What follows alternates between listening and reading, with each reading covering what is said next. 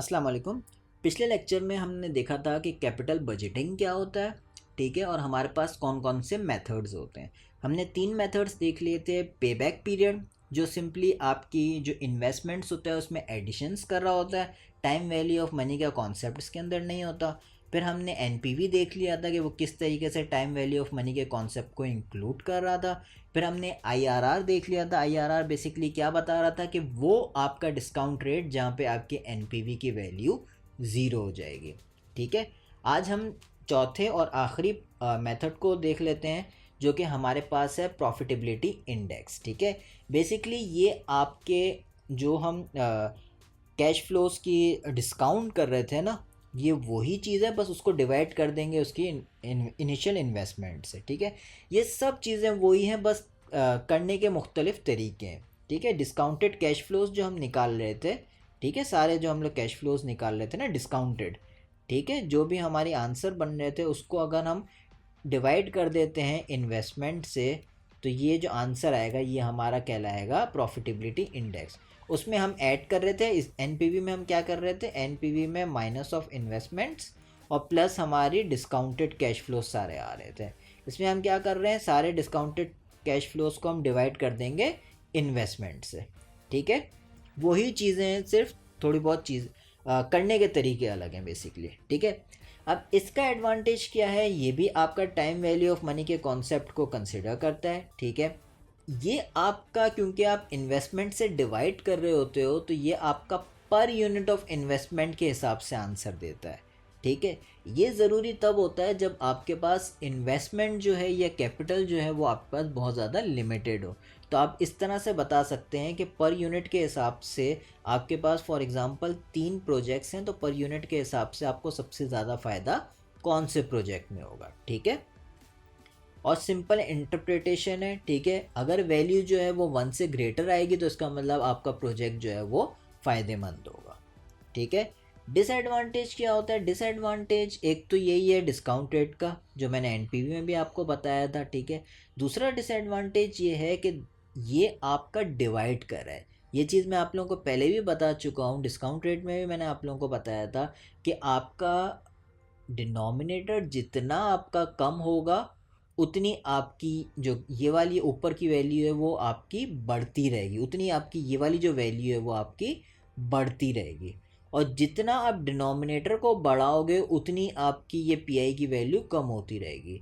अगर आप कंपेयर कर रहे होते हो छोटे प्रोजेक्ट्स को स्केल वाइज, छोटे प्रोजेक्ट्स और बड़े प्रोजेक्ट्स को, तो छोटे प्रोजेक्ट्स में आपकी इन्वेस्टमेंट जो है ना वो बहुत ज़्यादा कम होती है, तो उसका पीआई जो है ना वो बहुत ही ज़्यादा मिलेगा एज़ कम्पेयर टू वो प्रोजेक्ट्स, बड़े बड़े प्रोजेक्ट्स जिनकी इन्वेस्टमेंट बहुत ज़्यादा होगी और प्रॉफिटेबल भी वो बहुत ज़्यादा होंगे, लेकिन क्योंकि ये वैल्यू आपकी बहुत ज़्यादा है ना, आपकी पीआई की वैल्यू कम हो जाएगी, ठीक है। इसलिए इसमें सबसे बड़ा जो मसला है वो ये होता है कि आप मुख्तलिफ साइज़ के जो प्रोजेक्ट्स होते हैं उनको आपस में कंपेयर नहीं कर सकते, ठीक है। तो चलें इस पर एक न्यूमेरिकल देख लेते हैं। अगर आपकी इन्वेस्टमेंट जो है वो आपकी 50,000 है, ठीक है, और आपके फ्यूचर कैश फ्लो जो 60,000 है, तो सिंपल आप क्या कर रहे हो, डिवाइड कर रहे हो। 60,000 divided by 50,000 is equals to 1.2। NPV में आप क्या करते थे, एनपीवी में आप यहाँ पे करते थे -50 के, और cash flows present value of cash flows ये आपकी क्या हो जाएगी, ये बेसिकली आपकी वो है present value of future cash flows है, ठीक है। इसलिए हम लोग वैसे ही लिख रहे हैं, ठीक है। तो यहाँ पे आपका 10K का आंसर आ जाता है और आप ये कहते हैं कि हम इस प्रोजेक्ट को कंसिडर कर रहे हैं। यहाँ पे भी 1.2 लिखा हुआ आ रहा है, ग्रेटर देन 1 है, इसका मतलब आपका ये प्रोजेक्ट लेना चाहिए, ठीक है। दोनों की मैंने आप लोगों को इंटरप्रिटेशन बता दी, ठीक है, बल्कि चारों मेथड्स की मैंने आप लोगों को इंटरप्रिटेशन वगैरह बता दी है, ठीक है, कि ये वैल्यू एनपीवी में जब आपका पॉजिटिव आएगा तब आप एक्सेप्ट करोगे, इसमें जब आपका ग्रेटर देन 1 आएगा तब आप एक्सेप्ट करोगे, ठीक है। आपका आईआरआर जो है वो आपका क्या जो आपका डिस्काउंट रेट बता रहा होगा उससे कम अगर आपका आता है तो वो आप एक्सेप्ट करोगे, ठीक है। और आपका जो पेबैक पीरियड था, पेबैक पीरियड तो सिंपली आप ऐड कर रहे होते हो, उसमें कोई ऐसा सच मसला नहीं होता। जैसे ही अगर आपका पॉजिटिव आ जाता है वो आपका उसी के हिसाब से आपको बता देता है कि कितने साल के बाद आपकी इन्वेस्टमेंट आपको रिटर्न मिल जाएगा। अब इससे पहले बुक के न्यूमेरिकल्स हम करें, ये कॉन्सेप्ट आपको क्लियर होना चाहिए कि जब भी आप इन्वेस्टमेंट्स कंसिडर करते हो तो तीन तरह के आपके प्रोजेक्ट्स होते हैं।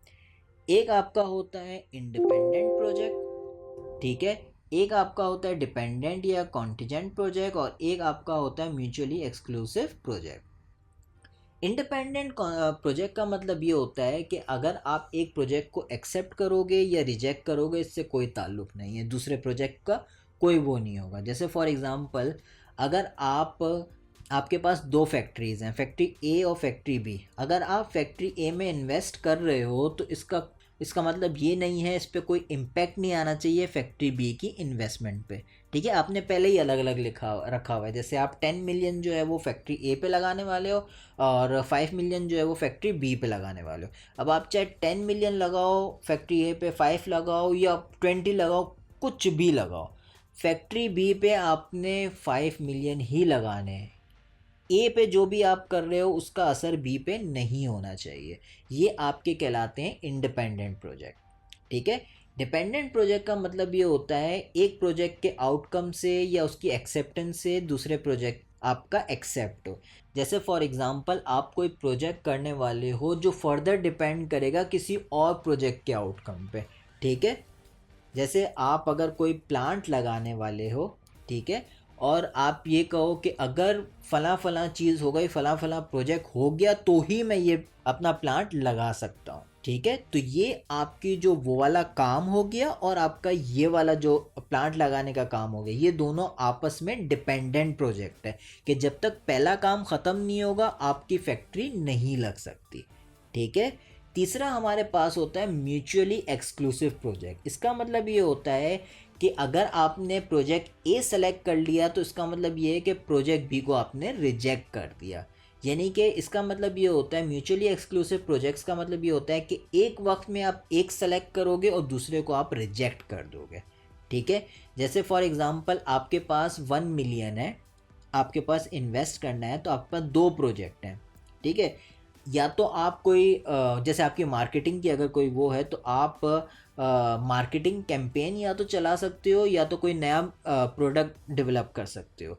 आपने अगर for example marketing campaign select कर ली तो फिर आपका न्यू प्रोडक्ट डेवलपमेंट का जो वो है उसको आपने को रिजेक्ट करना पड़ेगा। और अगर आपने न्यू प्रोडक्ट डेवलपमेंट का अगर आपने सोच लिया कि नया प्रोडक्ट आपने लॉन्च करना है तो मार्केटिंग कैंपेन को आपने उसका जो प्रोजेक्ट है उसको आपने ख़त्म करना पड़ेगा। यानी कि एक वक्त में आप एक प्रोजेक्ट को सेलेक्ट करोगे, दूसरे प्रोजेक्ट को रिजेक्ट कर दोगे, ठीक है।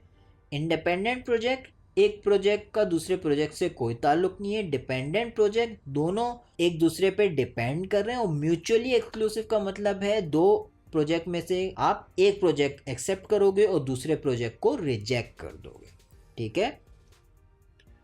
अब हम बुक में जो न्यूमेरिकल्स दिए हुए हैं उसको सॉल्व करके देखते हैं।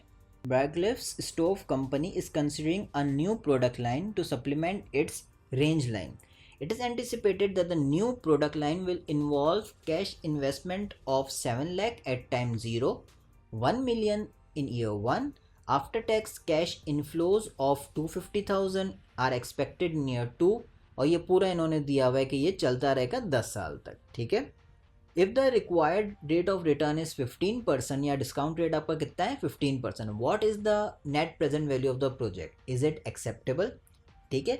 अब मैं यहाँ पे मैंने आप लोगों को प्रीवियसली जो है वो बोर्ड पे एनपीवी वगैरह करके दिखाया हुआ है कि बेसिकली पेपर पे किस तरीके से एनपीवी को सॉल्व करते हैं। यहाँ पे मैं आप लोगों को एक्सेल में भी बता देता हूँ कि एनपीवी को किस तरीके से आप लोग जल्दी जल्दी सॉल्व करेंगे, ठीक है। यहाँ पे मैंने लिख दिया पूरा साल 0 से 10 तक, ठीक है, और कैश फ्लोज मैंने लिख दिया। उसने लिखा था ना कि पहले में आपका 0 में क्या है, -7 लाख की इन्वेस्टमेंट है, फिर 1 मिलियन की इन्वेस्टमेंट है, उसके बाद आपके 2.5 लाख, 3 लाख, 3.5 लाख और फिर 4 लाख आपका 10 साल तक आते रहेंगे, ठीक है। हमारा हर्डल रेट कितना है, डिस्काउंट रेट जिसे हम कहते हैं 15% हमें दिया हुआ है। अब देखें किस तरीके से हम लोग करेंगे, ये मैं आप लोगों को जूम करके भी दिखा देता हूँ, ठीक है। इज इक्वल्स टू, सबसे पहले हमने सेलेक्ट किया हमारा कैश फ्लो कितना है, ये रहा, इसको डिवाइड करेंगे हम लोग ब्रैकेट 1 प्लस डिस्काउंट रेट क्या है ये, और इसको मैं F4 से होल्ड करूँगा, उसके बाद पावर, और फिर मैं सेलेक्ट कर लूँगा ईयर और एंटर दबा दूँगा। सिंपली मैं ड्रैग कर दूँगा नीचे तक और यहाँ पे मैं सम कर दूँगा इन सबको, तो ये मेरे पास NPV की वैल्यू आ गई। ठीक है, अब यहाँ मैं कर क्या रहा हूँ वो मैं आप लोगों को यहाँ समझा देता हूँ। NPV में हम लोग क्या करते थे, NPV में हम लोग -700,000, ठीक है, उसके बाद हम लोग माइनस, ये आपका 1 मिलियन हो गया, ठीक है, उसके बाद हम लोग प्लस करते रहेंगे जो भी हमें वैल्यूज़ मिल रही थी, ठीक है, और जो भी हमारी ये चीज़ें आ रही होती हैं, ठीक है, कैश फ्लोज जो आ रहे होते हैं इन सबको हम लोग डिस्काउंट करते हैं। ठीक है, 1 प्लस आर कितना है 0.15, ठीक है, और ये हमारा आ जाएगा यहाँ पे 1, फिर ये इसको हम कर देंगे 1 प्लस 0.15, और ये 2 साल बाद मिलेगा तो इसको हम 2 कर देंगे, ये आपका हो जाएगा 1 प्लस 0.15, और ये चलता रहेगा 3 तक। ठीक है, यहाँ पे मैंने ऑटोमेट किस तरीके से किया है, मैं ये कह रहा हूँ कि ये तो मैंने पहले सारे लिख दिए, ये सारे कैश फ्लो मैंने पहले ही लिख दिए, ठीक है, इसके बाद मैं क्या कर रहा हूँ, ये चीज़ कैश फ्लो में मैं आपको यहाँ पे दिखा देता हूँ, फॉर्मूला में क्या लगा रहा हूँ।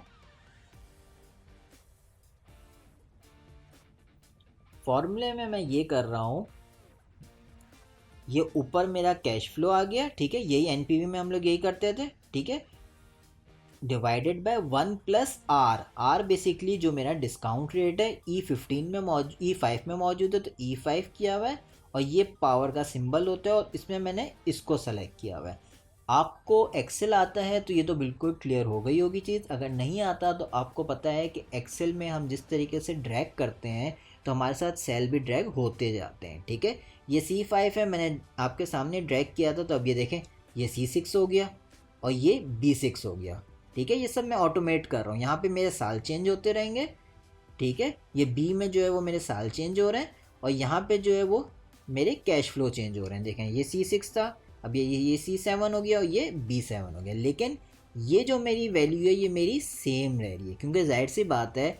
फॉर एग्ज़ाम्पल मैं आप लोगों को ये करके दिखा देता हूँ, अगर मैं इसको F4 से लॉक नहीं करता, एंटर दबाता, तो अब ये देखना मेरी वैल्यू गलत आ रही है। क्यों गलत आ रही है ये सारी, क्योंकि अब ये देखें ये E6 कह रहा है, E6 में तो कुछ है ही नहीं, मेरे पास है कुछ नहीं है, ये E7 चला गया, E7 में हमारे पास कुछ है ही नहीं। ठीक है, या तो मैं पूरा इसको ड्रैग डाउन करता इस तरीके से तो फिर वैल्यू सही आती। ठीक है, लेकिन मैं इस तरह से क्यों करूँगा ड्रैग डाउन, मैं एक सेल को फिक्स कर दूंगा। ठीक है, यहाँ पे मैंने सेल को फिक्स कर दूंगा, और सेल हमेशा हमारी फिक्स किस तरीके से होती है, F4। देखें F4 जो होता है ना वो आपके सेल को लॉक करने के लिए होता है, बेसिकली जो आपका डॉलर साइन वो बता रहा होता है कि आपको फिक्स क्या करना है। दोनों जगह डॉलर आ रहे हैं, रो 5 है मेरी, ठीक है, और आपका जो वो है कॉलम है वो D है, दोनों को मैंने फिक्स किया है तो ये दोनों जगह डॉलर होगा।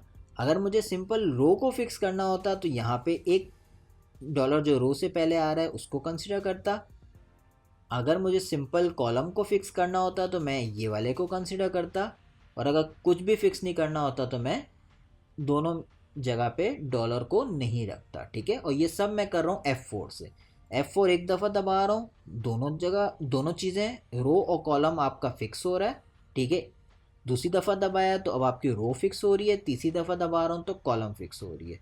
ठीक है, चौथी दफ़ा दबा रहा हूँ तो ये वापस अपनी नॉर्मल कंडीशन में जा रहा है। ठीक है, आप लोगों को अगर एक्सेल नहीं आता तो मुझे पता है थोड़ा सा ये मुश्किल लगेगा, लेकिन ये बहुत आसान चीज़ है। ठीक है, बस ये याद रखिएगा कि अगर आप लोगों को कोई भी चीज़ फिक्स करनी है, जैसे फॉर एग्ज़ाम्पल अगर 15% की जगह मैं यहाँ पे 15% लिख लेता हूँ, ठीक है, यहाँ 15% कर दिया, अब मैं क्या करूँगा, अपनी ये वाली वैल्यू को सेलेक्ट किया और F4 दबा दिया। ठीक है, तो अब ये वाली सेल मेरी लॉक हो गई और मैं इसको अब ड्रैग डाउन कर लूँगा।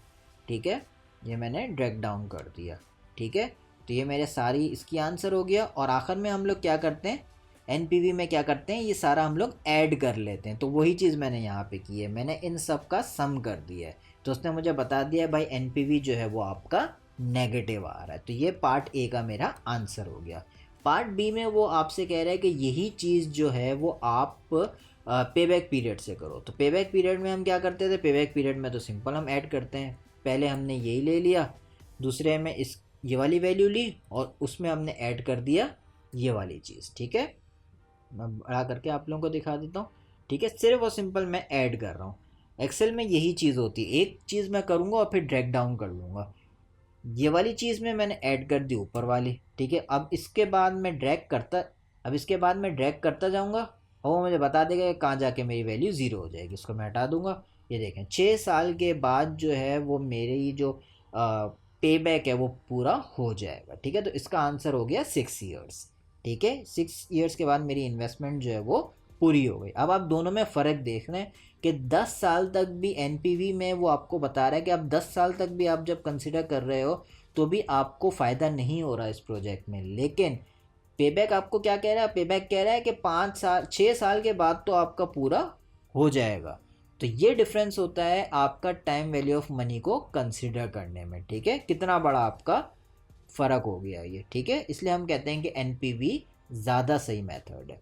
ठीक है, अगला न्यूमेरिकल देखते हैं। अगला न्यूमेरिकल हमारे पास क्या है, carbide chemical company is considering the replacement of 2 old machines with a new more efficient machine. ये पूरा उसने दिया हुआ है, कैश फ्लोज यही वही दिए हुए हैं इसने कैश फ्लोज। ठीक है, और वो हमसे कह रहा है कि एनपीवी निकालो और हमारा रेट ऑफ रिटर्न जो है बेसिकली जो डिस्काउंट रेट है वो 14% है। ठीक है, यहाँ पे मैंने कैश फ्लो सारी यहाँ पे लिख दी है। ठीक है, 0 पे ये आ रहा था, 1 पे ये आ रहा था, सब मैंने लिख दिया। ठीक है, अभी आप लोगों के सामने ये मैं कैलकुलेट करके आप लोगों को दिखाता हूँ। ठीक है, 14% है, 14% मैं कहीं भी लिख दूँगा। ठीक है, तो मैंने यहाँ लिख दिया। अब मैं क्या कर रहा हूँ, सबसे पहले ऊपर हमारे पास न्यूमरेटर में कैश फ्लो होता है डिवाइडेड बाय ब्रैकेट 1 प्लस ये, इसको मैंने फिक्स किया, ब्रैकेट क्लोज किया और पावर मैंने क्या सेलेक्ट कर लिया, ये सेलेक्ट कर लिया। अब मेरे पास जो सारी चीज़ें हैं वो ड्रैग डाउन होती रहेंगी 8 साल तक। और आखिर में मैं क्या कर दूंगा, आखिर में मैं कर दूंगा सम। ठीक है, इन सारी वैल्यूज़ का सम कर दूंगा। तो ये मेरे पास आ गया एनपीवी। ठीक है, और ये पॉजिटिव में आ रहा है तो इसको हम कंसिडर करेंगे इस प्रोजेक्ट को। ठीक है, अब इसका आखिरी सवाल देख लेते हैं जो बुक में दिया हुआ है। ये बहुत बड़ा सवाल है, पूरा सवाल तो मैं नहीं पढ़ रहा, बेसिकली मैं आप लोगों को बता देता हूँ। इसमें इसने 3 प्रोजेक्ट्स दिए हुए हैं।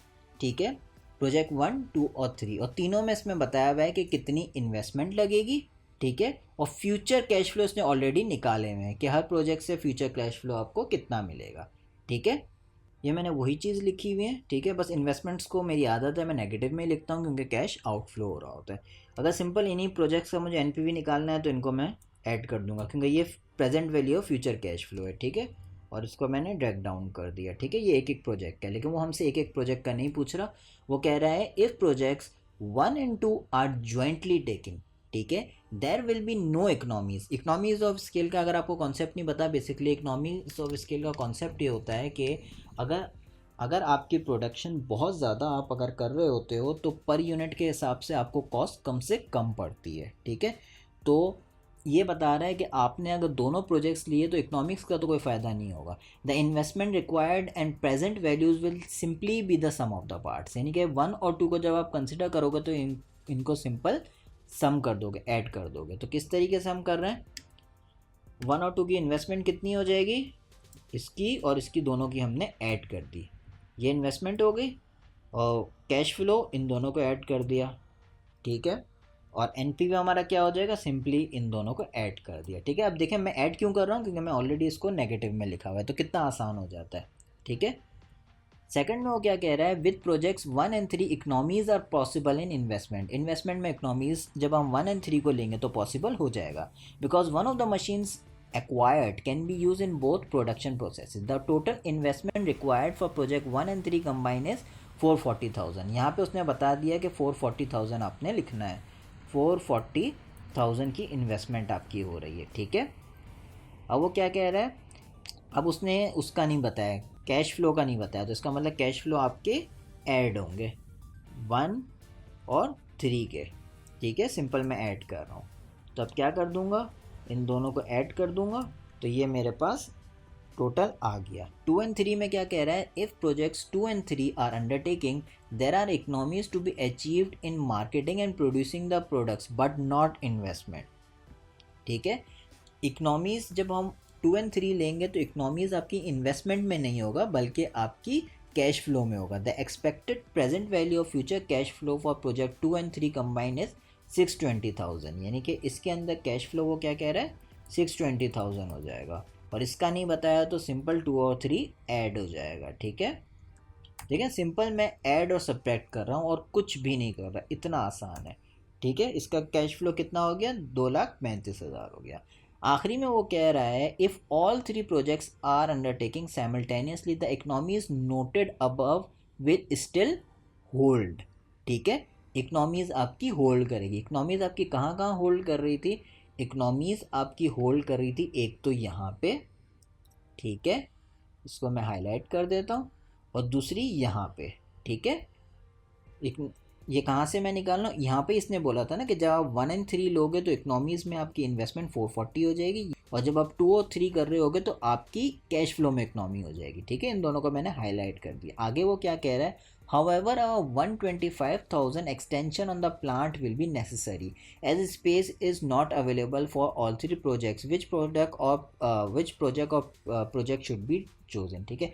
यहाँ पे ये कह रहा है इकोनॉमीज तो होल्ड होगा लेकिन इस एक्सटेंशन के लिए इन्वेस्टमेंट इतनी लगानी पड़ेगी। तो मैं क्या करूँगा, देखें, जब 1 एंड 3 हम लोग ले रहे थे तो ये होगा, लेकिन प्रोजेक्ट 2 भी तो इंक्लूड होगा ना इसके अंदर। इसमें तो सिंपल 1 एंड 3 इंक्लूड है, तो मैं इसमें ऐड कर दूंगा प्रोजेक्ट 2, और उसके साथ मैं सब्ट्रैक्ट कर लूँगा जो वहाँ पे उसने वैल्यू दी हुई है 125,000, वो भी तो आपकी इन्वेस्टमेंट लग रही है ना, ठीक है। तो टोटल इन्वेस्टमेंट मेरी यहाँ पे ये हो गई, ठीक है। ये आपको समझ में आ गया। इकोनॉमीज़ उसने बोलता है इकोनॉमीज़ होल्ड करेगी। जब इकोनॉमीज़ इस कंडीशन में थी इन्वेस्टमेंट में 440,000, ठीक है, वो कब थी, जब हम 1 एंड 3 को कंसिडर कर रहे थे। इसमें मैंने ऐड कर दिया आपका प्रोजेक्ट 2 की इन्वेस्टमेंट, ठीक है, और उसमें मैंने ऐड कर दिया, बेसिकली सब्ट्रैक्ट किया, या तो आप इस तरह से भी कर सकते हैं, -125,000 आप यहाँ पे एडिशनल लिख के और फिर आप इसको ऐड कर दें, ठीक है। अगर आप ऐसा समझते हैं कि साइन से आपको कन्फ्यूजन हो रही है तो वो कर दें, बात एक ही हो जाएगी, ठीक है। अब इंशाल्लाह कन्फ्यूजन आपकी क्लियर हो गई होगी, ठीक है। और इसके अंदर क्या है, 2 और 3 को जब आप कंसिडर कर रहे हो तो ये होगा, तो लेकिन 1 भी तो है ना इसके अंदर, तो 1 का आप कैशबैक इंक्लूड करो और कैश फ्लो आप इंक्लूड करोगे, एंटर दबाया तो 910 हो गया, और सिंपल आपने ऐड कर दिया इन दोनों को, तो आपका 230 हो गया। अब सबसे अच्छा प्रोजेक्ट आपका कौन सा है, सबसे अच्छा प्रोजेक्ट आपका हो गया ये वाला, ठीक है। तो आप कहोगे कि 1 एंड 3 को हम सेलेक्ट करेंगे क्योंकि इसमें आपका जो NPV है वो सबसे ज़्यादा है, ठीक है। दोबारा मैं आप लोगों को रिपीट करवा देता हूँ। इसमें मैंने क्या किया है, ये तो हमें ऑलरेडी पहले पूरा दिया हुआ था, ठीक है। उसने हमें बोला था सिंपल पहले केस में जब हम 1 एंड 2 कंसिडर कर रहे हैं तो सिंपल ऐड करेंगे, दोनों की इन्वेस्टमेंट को ऐड किया, दोनों के कैश फ्लो को ऐड किया, और ये आपका नॉर्मली ऐड कर दिया मैंने NPV के लिए। 1 एंड 3 में वो कह रहा था कि आपकी इकोनॉमीज होल्ड करेगी और आपकी इन्वेस्टमेंट जो है ना 1 एंड 3 में, देखो मैनुअली जब हम लोग ऐड करेंगे ना 1 एंड 3 को, ये 3 एंड 1 जब मैंने ऐड किया तो इन्वेस्टमेंट लगनी चाहिए थी 470, वो कह रहा है इकोनॉमीज होल्ड कर रहा है और आपकी इन्वेस्टमेंट कम लगेगी, ठीक है। तो इन्वेस्टमेंट उसने पहले ही बोल दिया 440,000 लगेगी, ठीक है, लेकिन आपका कैश फ्लो वही नॉर्मल रहेगा, तो कैश फ्लो हमने क्या किया, वही 1 एंड 3 का ऐड कर दिया। सिमिलरली उसने ऑपोजिट कर दिया केस को 2 एंड 3 में। 2 और 3 में वो कह रहा है कि आपका इन्वेस्टमेंट वही ऐड होगी लेकिन आपका जो है वो इकोनॉमीज़ लगेगा इसके अंदर, तो उसने खुद वैल्यू बता दी, ठीक है। आखिरी वाले में उसने ये बताया है कि जहाँ जहाँ आपकी इकोनॉमीज़ होल्ड कर रही है, इकोनॉमीज़ मैंने हाईलाइट कर दिया, एक यहाँ होल्ड कर रही है एक यहाँ होल्ड कर रही है, वो तो आपकी रहेगी, और तीसरे प्रोजेक्ट की एडिशनल चीज़ लगेगी। 1 एंड 3 में हमारा इकोनॉमिक्स लग रहा था, बचा कौन सा 2, तो 2 की इन्वेस्टमेंट मैंने यहाँ पे ऐड कर दी, ठीक है। और 125 मैंने मज़ीद ऐड क्यों किया, क्योंकि उसने यहाँ पे मेंशन किया हुआ है however 125,000 extension on the plant will be necessary as space is not available, यानी कि 125,000 की इन्वेस्टमेंट एडिशनल ऐड होगी उसके अंदर, ठीक है। और इन्वेस्टमेंट को मैंने आपको बता दिया कि मैं माइनस में लिखता हूँ, तो सिंपली ऐड कर दिया। और इसमें इकनॉमीज़ में हमारे पास क्या था, इसमें इकनॉमीज़ में हमारे पास ये वाली वैल्यू थी, 2 और 3 को ले रहे थे, तो बचा कौन सा 1, तो 1 इसमें हमने ऐड कर दिया, ठीक है। और इनको फाइनली ऐड कर दिया, तो ये हमारी वैल्यू हो गई और ये हमारा बेस्ट प्रोजेक्ट हो गया, ठीक है। तो यहाँ पे चले हमारा ये वाला टॉपिक भी ख़त्म होता है। मैंने आप लोगों को ये चारों मेथड्स करवा दिए, इनकी एग्जांपल्स करवा दी, जो बुक में एग्जांपल्स थी, जो बुक में न्यूमेरिकल्स थे, वो भी मैंने आप लोगों को करवा दिए। इंशाल्लाह मैं उम्मीद करता हूँ आप लोगों को ये सारी चीज़ें क्लियर हो गई होंगी। इस तरह के सवाल जो एंड में मैंने आप लोगों को करवाए हैं, ये आपके पेपर में आ चुके होंगे। जो आप लोगों में से मेरे पास पेपर्स की वीडियोज़ जिन लोगों ने देखी होगी, उनको इन चीज़ का आइडिया हो गया होगा।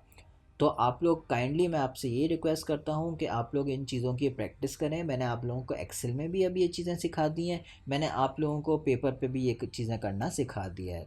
तो आप लोग ज़्यादा से ज़्यादा इस चीज़ की प्रैक्टिस करें ताकि पेपर में आप लोग आसानी से इस चीज़ को अटैम्प्ट कर सकें। फिर मिलेंगे अगले लेक्चर में। टिल देन, अल्लाह हाफ़िज़।